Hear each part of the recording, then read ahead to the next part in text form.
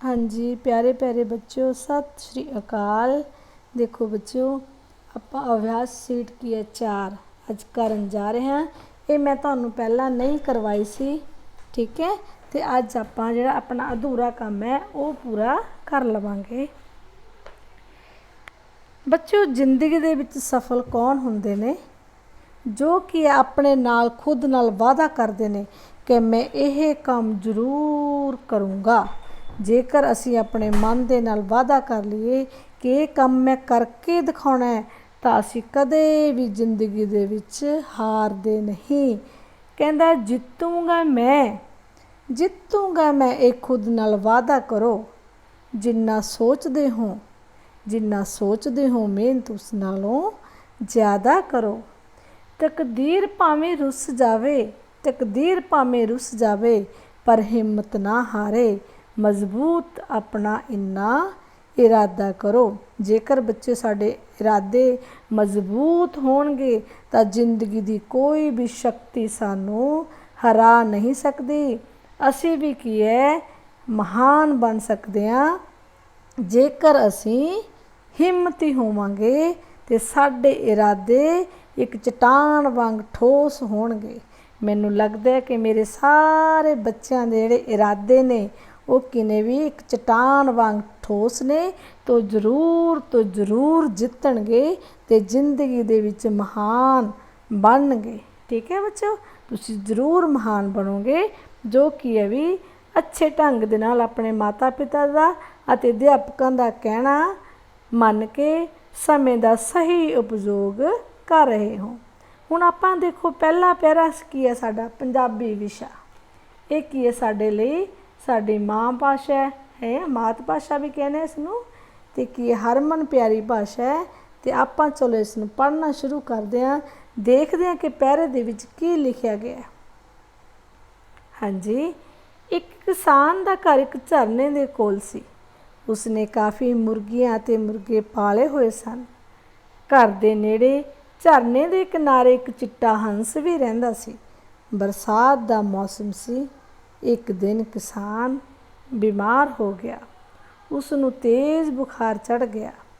ਉਸ ਦਿਨ ਮੀਂਹ ਵੀ ਬਹੁਤ ਪਿਆ। ਜ਼ਿਆਦਾ ਮੀਂਹ ਪੈਣ ਨਾਲ ਪਾਣੀ ਦਾ ਪੱਧਰ ਵੱਧਦਾ ਗਿਆ, ਪਰ ਹੰਸ ਨੂੰ ਕੋਈ ਪਰੇਸ਼ਾਨੀ ਨਹੀਂ ਸੀ। ਉਸ ਦਾ ਸਰੀਰ ਕਿਸ਼ਤੀ ਵਰਗਾ ਸੀ, ਜਿਸ 'ਤੇ ਉਸ ਨੂੰ ਤੈਰਨ ਵਿੱਚ ਮਦਦ ਮਿਲਦੀ ਸੀ। ਉਸ ਦੇ ਝਿੱਲੀਦਾਰ ਪੈਰ ਚੱਪੂ ਦਾ ਕੰਮ ਕਰਦੇ ਸਨ। ਉਹ ਜਨਮ ਤੋਂ ਹੀ ਤੈਰਾਕ ਸੀ। ਉਸਨੇ ਬਾਰੀ ਅਤੇ ਇੱਕ ਇੱਕ ਕਰਕੇ ਸਾਰੇ ਮੁਰਗੀਆਂ ਨੂੰ ਸੁਰੱਖਿਅਤ ਜਗ੍ਹਾ ਪਹੁੰਚਾ ਦਿੱਤਾ।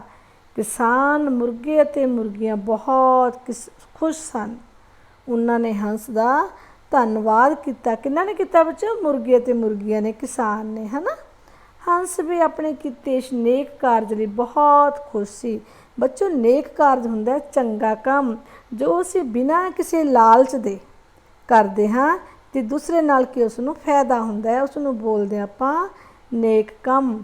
ਪਹਿਲਾ ਪ੍ਰਸ਼ਨ ਦੇਖੋ ਬੱਚੋ, ਕੀ ਹੈ? ਝਰਨੇ ਦੇ ਕੋਲ ਕਿਸ ਦਾ ਘਰ ਸੀ? ਮੁਰਗੇ ਦਾ, ਐੜਾ ਹੰਸ ਦਾ, ਤੀਸਰਾ ਕਿਸਾਨ ਦਾ। ਸਾਨੂੰ ਪਤਾ ਹੈ ਬੱਚੋ, ਝਰਨੇ ਦੇ ਕੋਲ ਕਿਸਾਨ ਦਾ ਘਰ ਸੀ। ਬਿਲਕੁਲ ਪਹਿਲੀ ਲਾਈਨ ਦੇ ਵਿੱਚ ਇਹ ਲਿਖਿਆ ਹੋਇਆ ਹੈ। ਦੂਸਰਾ ਪ੍ਰਸ਼ਨ, ਕਿਸਾਨ ਨੇ ਕੀ ਪਾਲਿਆ ਸੀ? ਆਪਾਂ ਨੂੰ ਬਿਲਕੁਲ ਸਹੀ ਬੱਚੋ ਪਤਾ ਹੈ, ਮੁਰਗੇ ਮੁਰਗੀਆਂ। ਠੀਕ ਹੈ, ਅੱਗੇ ਦੇਖੋ ਤੀਸਰਾ ਪ੍ਰਸ਼ਨ, ਘਰ ਦੇ ਨੇੜੇ ਇੱਕ ਡੈਸ਼ ਵੀ ਰਹਿੰਦਾ ਸੀ। ਕੌਣ ਰਹਿੰਦਾ ਸੀ ਬੱਚੋ? ਸ਼ੇਰ। ਹਾਏ ਸ਼ੇਰ ਨਹੀਂ ਰਹਿ ਸਕਦਾ, ਉਹ ਤਾਂ ਖਾ ਜਾਂਦਾ ਹੈ ਨਾ। ਸ਼ੇਰ ਕਿੱਥੇ ਰਹਿੰਦਾ? ਜੰਗਲ ਦੇ ਵਿੱਚ। ਘਰਾਂ ਦੇ ਨੇੜੇ ਸ਼ੇਰ ਨਹੀਂ ਰਹਿੰਦਾ। ਐੜਾ ਹੈਗਾ ਬੱਚੋ ਹੰਸ, ਤਾਂ ਇੱਥੇ ਕੀ ਆ ਜਾਏਗਾ? ਹੰਸ। ਕਿਸਾਨ ਦੇ ਘਰ ਦੇ ਨੇੜੇ ਇੱਕ ਹੰਸ ਰਹਿੰਦਾ ਸੀ, ਹੈ ਨਾ ਬੱਚੋ। ਤੀਸਰਾ ਪ੍ਰਸ਼ਨ, ਚੌਥਾ, ਮਿਲਾਨ ਕਰੋ।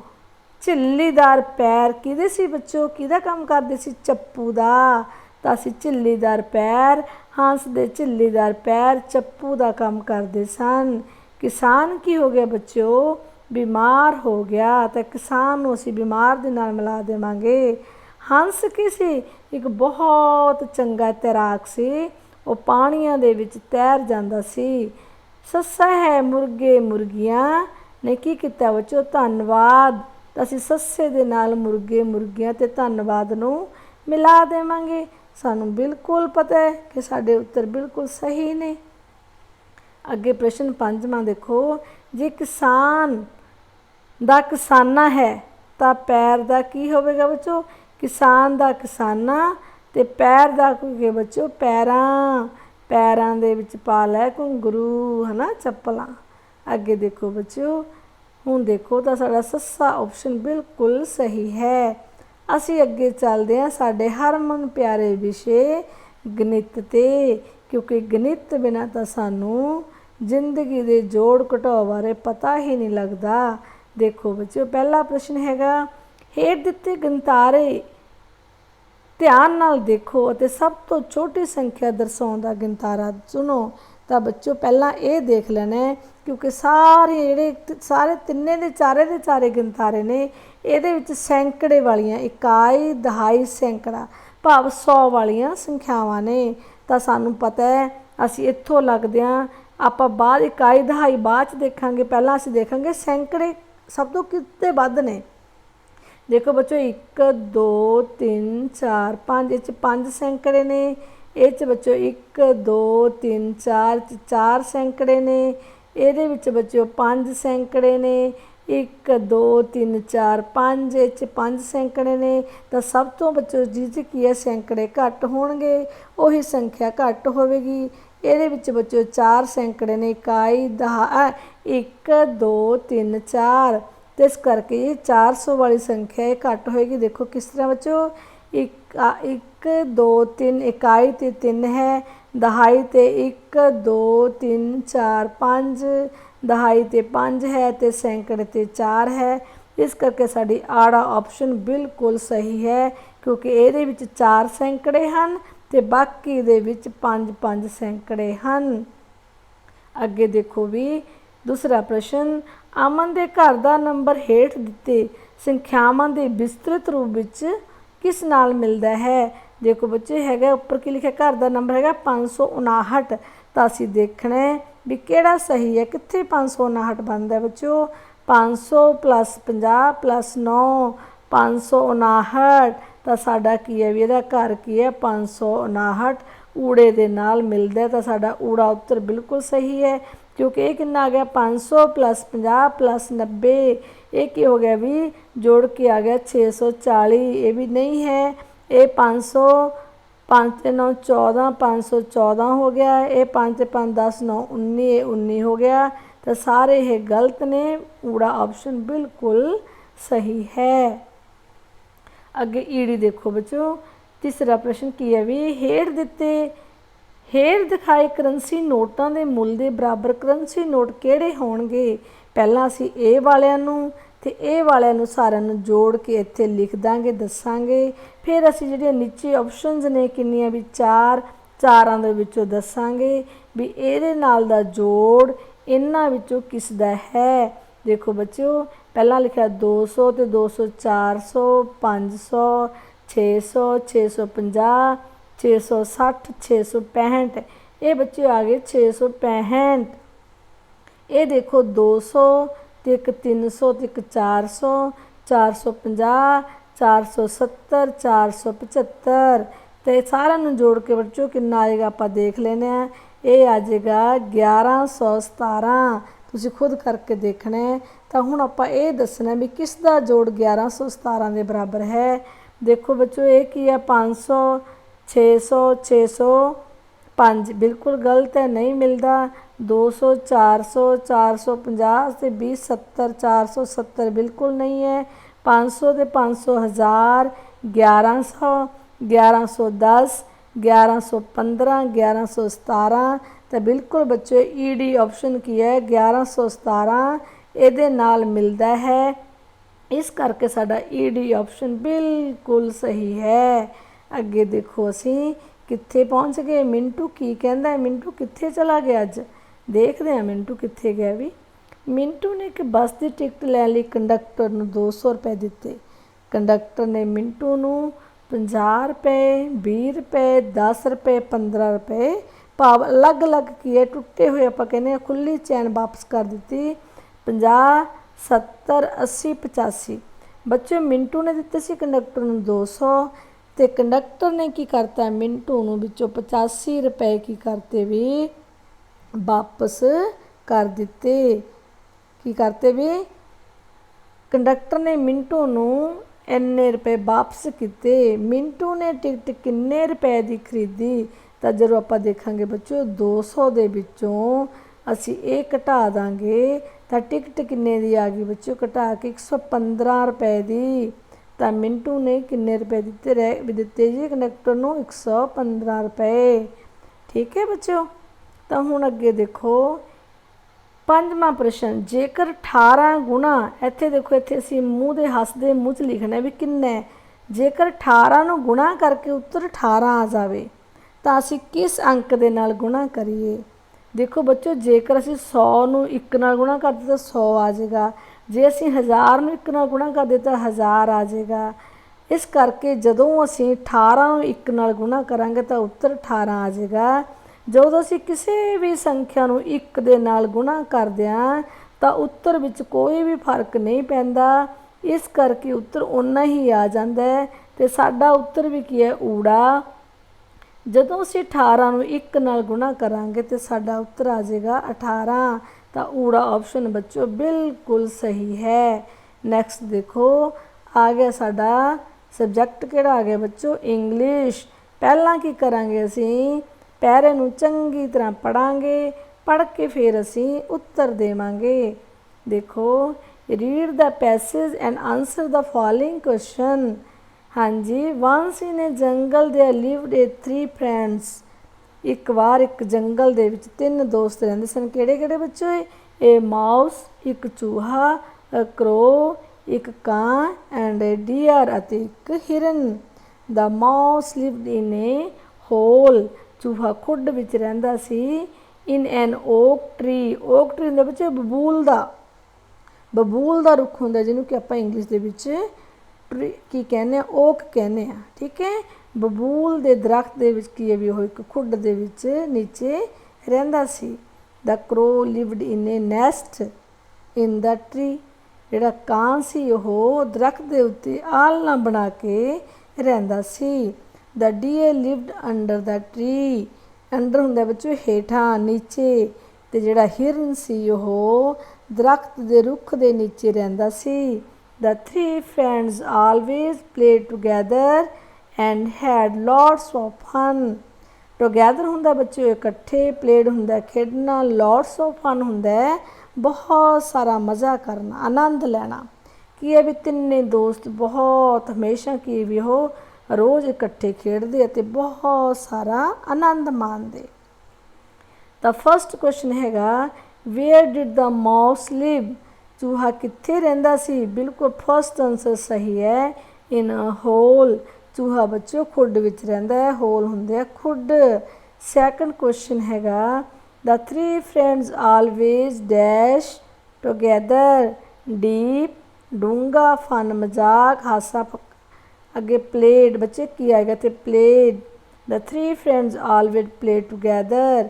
तिन्ने दोस्त हमेशा की है भी कट्ठे खेडते सन। तीसरा प्रश्न choose the odd one out. Odd हुंदा बच्चों अलग तरह का। देखो माउस, क्रो, डियर, ये तिन्ने की आ गए भी जीव जंतु ते पशु आ गए है ना, एनिमल्स ते बर्ड। पर फ्रेंड्स की है ये दोस्त है, इस करके असी डी ऑप्शन साडा बिल्कुल सही है। ये की है भी ये तिन्ने इको की है भी पशुओं की जाति पंछियों के विचों आ गए है ना। Fourth question pick out noun from the following.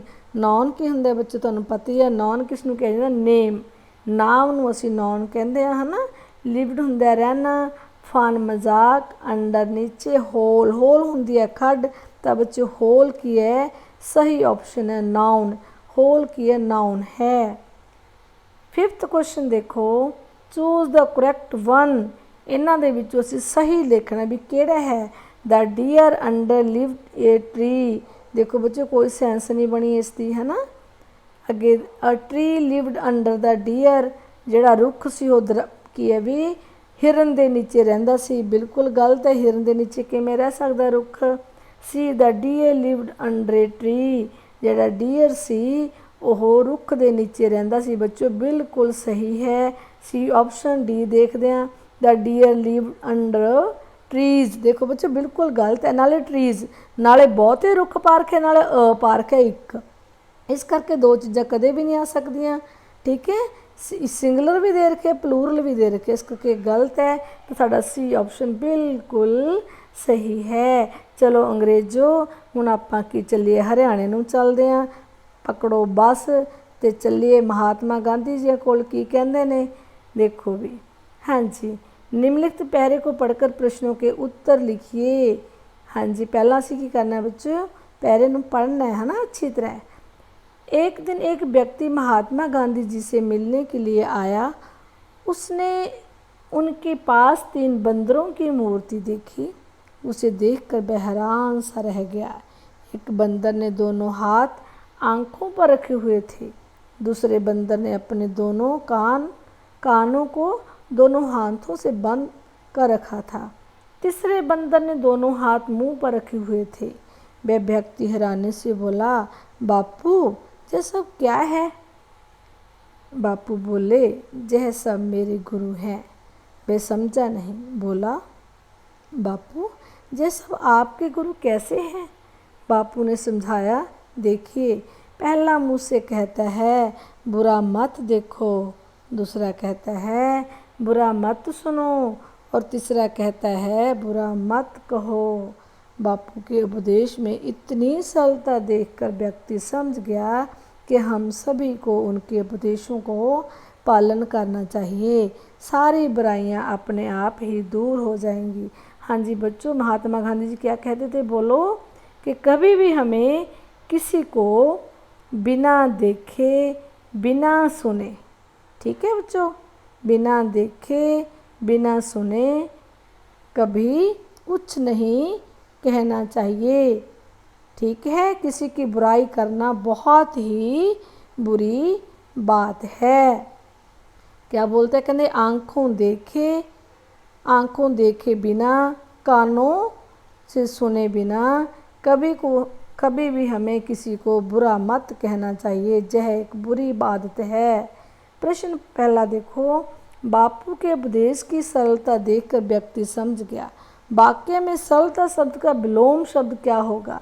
बच्चे विलोम होता है उल्ट, विरोधी, अपोजिट। देखो सरलता होता है आसान, महानता, कोमलता, कठोरता, जटिलता। बच्चों घ पाठ जटिलता, गुंजलदार के बिल्कुल इसका विलोम शब्द है। ठीक है, प्रश्न देखो सेकंड, समझो और बताओ, आँखों से आँख है तो बुराइयों से क्या होगा? बच्चों देखो आँखों से आँख, बहुत ही आँखों से एक आँख, बुराइयों से क्या होगी बच्चों? बुराई। देखो ये बुराई बन गया, बड़े ऊ की मात्रा नहीं आती, ग भाग बिल्कुल सही है, बुराई। तीसरा प्रश्न, आपकी समझ के अनुसार जय गद्यांश किससे संबंधित है? देखो बच्चों कह है किसी व्यक्ति से, व्यक्ति भी आया था, महात्मा गांधी से। किसके बारे में बताया गया है? महात्मा गांधी के गुणों के बारे में कि वे कितने महान हैं। तो ख भाग बिल्कुल सही है। आगे देखो फोर्थ क्वेश्चन, व्यक्ति ने महात्मा गांधी जी के पास क्या देखा? बंदर की मूर्ति, बंदरों की मूर्ति, आगे बंदर की मूर्तियाँ, नहीं बंदरों की मूर्ति है ना बच्चों। देखो क्या लिखा है उन्होंने, बंदरों की मूर्ति की आएगा बच्चों। हाँ देखो बंदरों की मूर्ति, तो बिल्कुल की है, घ भाग बिल्कुल सही है। आगे पांचवा प्रश्न देखो, बापू ये सब क्या है? यह वाक्य किसने किससे कहा? किसने कहा बच्चों? व्यक्ति ने महात्मा गांधी जी से। तो देखो कहाँ है, व्यक्ति ने महात्मा गांधी जी से, तो घ भाग आपका बिल्कुल सही है। आगे चले बच्चे, देखो हाँ जी, उनकी अगर विषय वातावरण सीखिए, वातावरण सिक्ख्या है ना, सीखना भी चाहिए कि वातावरण तुसीं की कुछ सीख रहे हैं, की कुछ असीं वातावरण नूं दे रहे हैं। दे तां बच्चों अजकल असीं बहुत गंदगी दे रहे हैं वातावरण नूं, असीं साडे वातावरण नूं गंदला कर दिता, दूषित कर दिता है ना बच्चों। पहला प्रश्न देखो, ये तस्वीर पिंड की सत्त दी है। इत्थे बैठ के पिंड के लोग विहले समय की करते हैं बच्चों? कूड़ा आपसी गलबात करते हैं, ताश खेडते हैं, पिंड विच होईयां घटनावां बारे चर्चा करते हैं। सस्सा उपरोक्त सब बच्चों बिल्कुल सस्सा की है, सारे काम की है इत्थे बैठ के ये करते हैं। प्रश्न 2, दोधी किसान मोची ड्राइवर अते पायलट आदि ਵੱਖ-ਵੱਖ ਕੰਮ ਕਰਨ ਵਾਲੇ ਨੂੰ ਕੀ ਕਹਿੰਦੇ ਹਨ? ਬੱਚੋ ਤੁਹਾਨੂੰ ਪਤਾ ਹੈ ਕਿ ਕਹਿੰਦੇ ਨੇ ਇਹ ਸਾਰੇ ਕੰਮ ਕਰਨ ਵਾਲਿਆਂ ਨੂੰ ਕਿੱਤਾਕਾਰ। ਬਿਲਕੁਲ ਸਹੀ ਹੈ, ਕਿੱਤਾਕਾਰ। ਅੱਗੇ ਦੇਖੋ, ਤਸਵੀਰ ਨੂੰ ਦੇਖਦੇ ਹੋਏ ਦੱਸੋ ਕਿ ਇਹਨਾਂ ਵਿੱਚੋਂ ਕਿਹੜੀ ਤਸਵੀਰ ਲੋਕ ਖੇਡ ਨਹੀਂ ਹੈ? ਬੱਚੋ ਲੋਕ ਖੇਡਾਂ ਦੀਆਂ ਪ੍ਰਾਚੀਨ ਖੇਡਾਂ ਜਦੋਂ ਕਿ ਸਾਡੇ ਲੋਕ ਕਿਸੇ ਆਮ ਖੇਡਦੇ ਸੀ। ਦੇਖੋ ਕਿੱਕਲੀ ਹੈ, ਇਹ ਕੀ ਹੈ? ਗੁੱਲੀ ਡੰਡਾ ਕਹਿ ਸਕਦੇ ਹਾਂ, ਕਬੱਡੀ ਵੀ ਕਹਿ ਸਕਦੇ ਹਾਂ ਇਸ ਨੂੰ। ਤੇ ਇਹ ਬੱਚੋ ਕੋਟਲਾ ਛਪਾਕੀ ਤੇ ਸੱਸਾ ਕੀ ਸ਼ਤਰੰਜ, ਇਹ ਸਾਡੀ ਲੋਕ ਖੇਡ ਨਹੀਂ ਹੈ। ਅੱਗੇ ਦੇਖੋ ਸੱਸਾ ਭਾਗ ਬਿਲਕੁਲ ਸਹੀ ਹੈ। ਚੌਥਾ ਪ੍ਰਸ਼ਨ, ਹਵਾ ਅਤੇ ਪਾਣੀ ਨਾਲ ਧਰਤੀ ਦੀ ਉੱਪਰਲੀ ਤਹਿ ਦਾ ਖੁਰ ਜਾਣਾ ਅਖਵਾਉਂਦਾ ਹੈ। ਊੜਾ ਸੁਨਾਮੀ, ਆੜਾ ਚੱਕਰਵਾਤ, ਈੜੀ ਭੌਂਖੋਰ। ਬੱਚੋ ਭੌਂਖੋਰ ਬਿਲਕੁਲ ਸਹੀ ਹੈ। ਜਦੋਂ ਹੜ੍ਹ ਜਾਂ ਹਨੇਰੀਆਂ ਸਾਡੀ ਧਰਤੀ ਦੀ ਉਪਜਾਊ ਸ਼ਕਤੀ ਨੂੰ ਖੋਰ ਕੇ ਲੈ ਜਾਂਦੇ ਨੇ, ਭਾਵ ਭੂਮੀ ਖੁਰ ਜਾਂਦੀ ਹੈ, ਤਾਂ ਉਸ ਨੂੰ ਭੌਂਖੋਰ ਕਿਹਾ ਜਾਂਦਾ ਹੈ। ਪੰਜਵਾਂ ਪ੍ਰਸ਼ਨ, ਫਲ ਸਬਜ਼ੀਆਂ ਅਤੇ ਛਿੱਲੜ ਅਤੇ ਪੱਤੇ ਆਦਿ ਨੂੰ ਟੋਏ ਵਿੱਚ ਦੱਬ ਕੇ ਡੈਸ਼ ਤਿਆਰ ਕੀਤੀ ਜਾਂਦੀ ਹੈ ਕਿ ਬੱਚੋ ਜੈਵਿਕ ਖਾਦ। ਤਾਂ ਜੈਵਿਕ ਖਾਦ ਬੱਚੋ ਬਿਲਕੁਲ ਸਹੀ ਉੱਤਰ ਹੈ। ਮੈਨੂੰ ਲੱਗਦਾ ਹੈ ਕਿ ਮੇਰੇ ਸਾਰੇ ਬੱਚਿਆਂ ਨੂੰ ਬਹੁਤ ਚੰਗੀ ਤਰ੍ਹਾਂ ਸਮਝ ਆਇਆ ਹੋਏਗਾ ਅਤੇ ਬਹੁਤ ਚੰਗੇ ਢੰਗ ਨਾਲ ਤਿਆਰੀ ਕਰਕੇ ਉਹ ਕੀ ਹੈ ਪੇਪਰ ਦੇ ਵਿੱਚੋਂ ਪੂਰੇ ਨੰਬਰ ਲੈਣਗੇ। ਠੀਕ ਹੈ ਬੱਚੋ, ਕੱਲ੍ਹ ਮਿਲਦੇ ਹਾਂ। Okay bye, have a nice day.